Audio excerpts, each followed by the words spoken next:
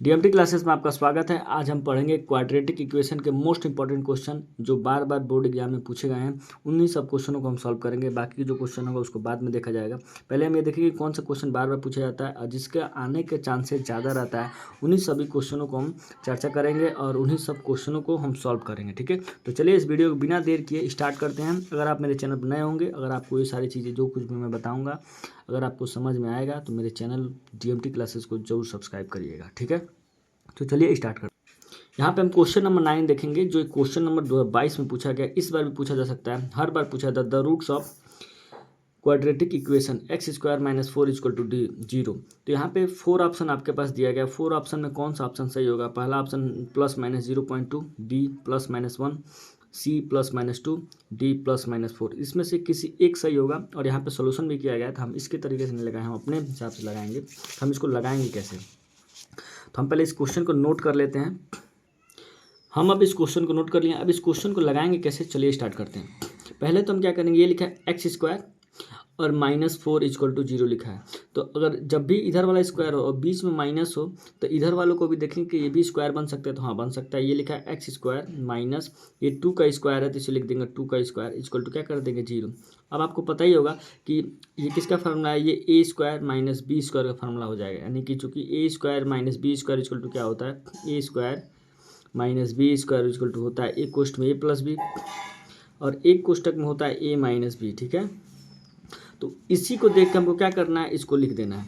तो एक कोष्ठक में ए प्लस बी है, यानी कि एक कोष्ठक में एक्स प्लस 2 लिख देंगे और एक कोष्ठक में क्या लिख देंगे, एक्स माइनस 2 लिख देंगे। हो गया। अब बराबर क्या है, जीरो, जीरो रख देंगे।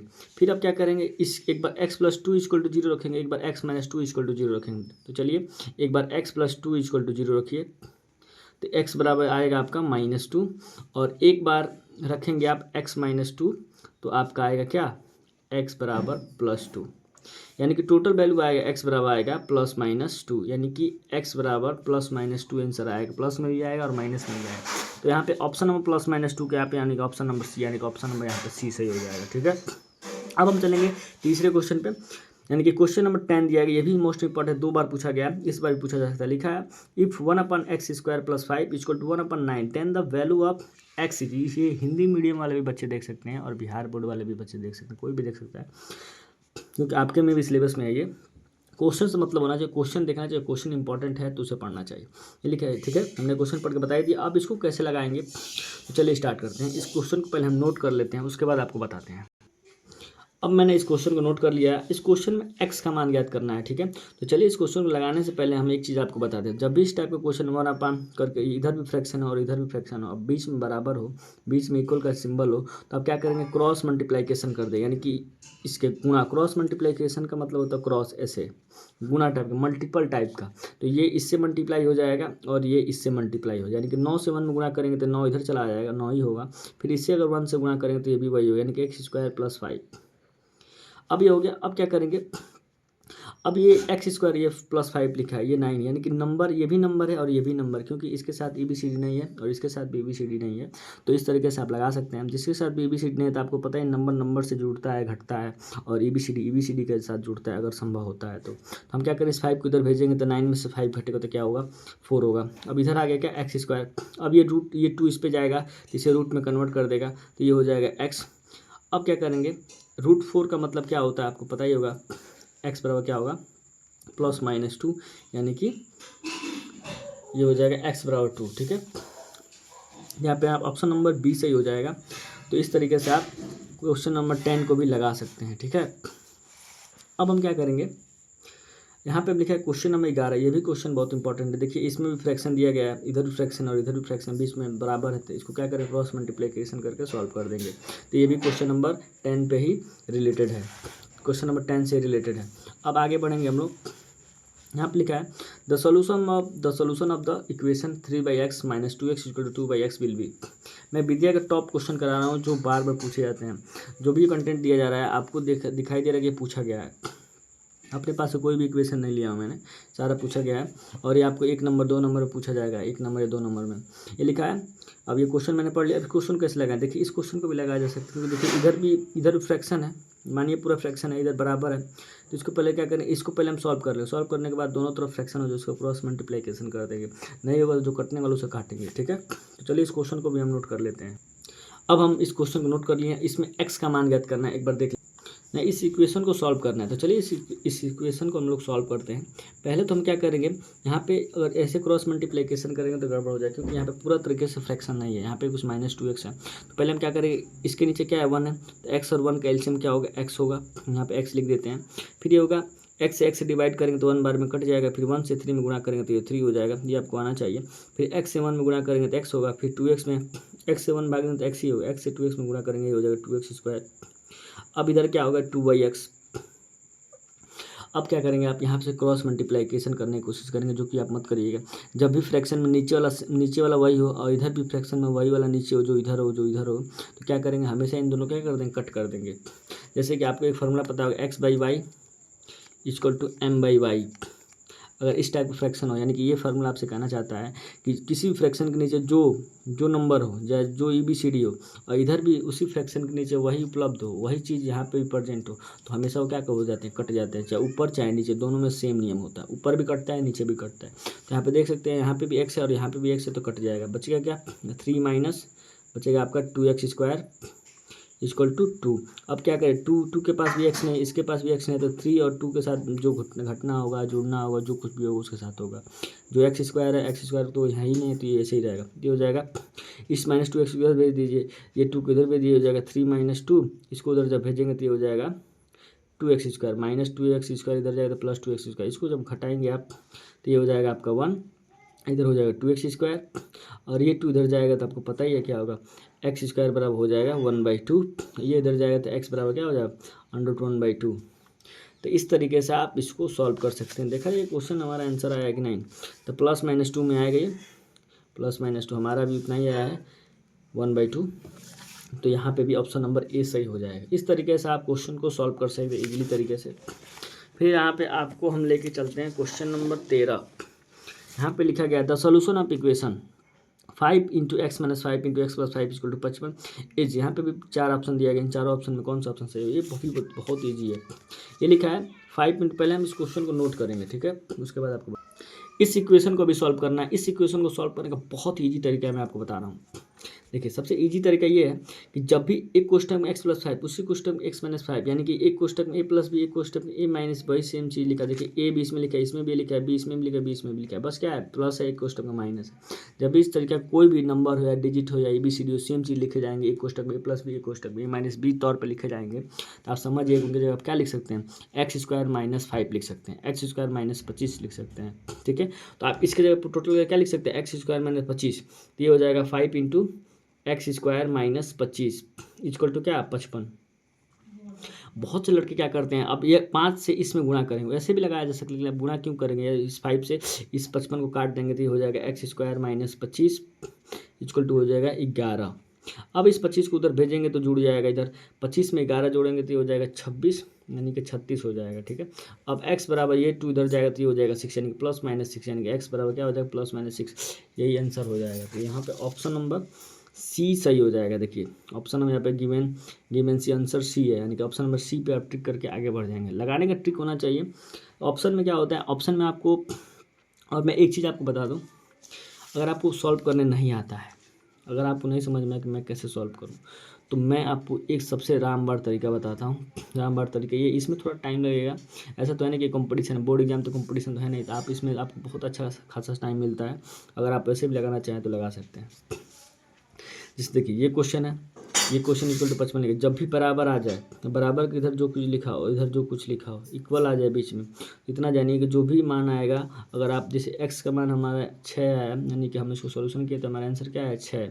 इस 6 को अगर x की जगह सारी जगह x के रखेंगे, उसके बाद कैलकुलेट करेंगे तो इधर सोल्यूशन करेंगे ना तो 55 के बराबर ही आएगा। मतलब कहने का मतलब ये जो इधर का है वो इसके बराबर होना चाहिए। जैसे हम आपको रख के बताते हैं, जैसे हमारा आंसर आया है, देखिए हमारा आंसर है 5x - 5 और x + 5 = 55 है। हमारा आंसर है x बराबर 6 ± हमको 6 रखना है, ठीक है। 5 x की जगह हम 6 रखते हैं -5, फिर x की जगह 6 रखते हैं +5, ये हो जाएगा 55। अब 5 इंटू इसमें 6 में से 5 घटाते हैं तो क्या होगा 1 होगा। फिर ये 6 5 कितना होगा 11 होगा। अब 5 इंटू 1 इंटू 11 से गुना करेंगे तो 55, इधर भी क्या आ गया 55। इस तरीके से आप आंसर ला सकते हैं, बस ये ऑप्शन में हो सकता है। मतलब एक बार 3 रख के देखिए, 3 रखेंगे तो आप 55 के बराबर आ रहा है कि नहीं, नहीं आएगा तो इसको छोड़ देंगे। फिर इसको 5 के भी नहीं आएगा, फिर 6 को रखेंगे तो आ जाएगा, यानी कि ऑप्शन नंबर सी सही हो जाएगा। उसी तरह इसमें भी करेंगे, हर एक क्वेश्चन में जो भी इसमें बराबर है तो इसमें एक्स का मान 1/2 है, तो इसमें थोड़ा आपको अच्छे से सॉल्व करना पड़ेगा तभी आपका आएगा।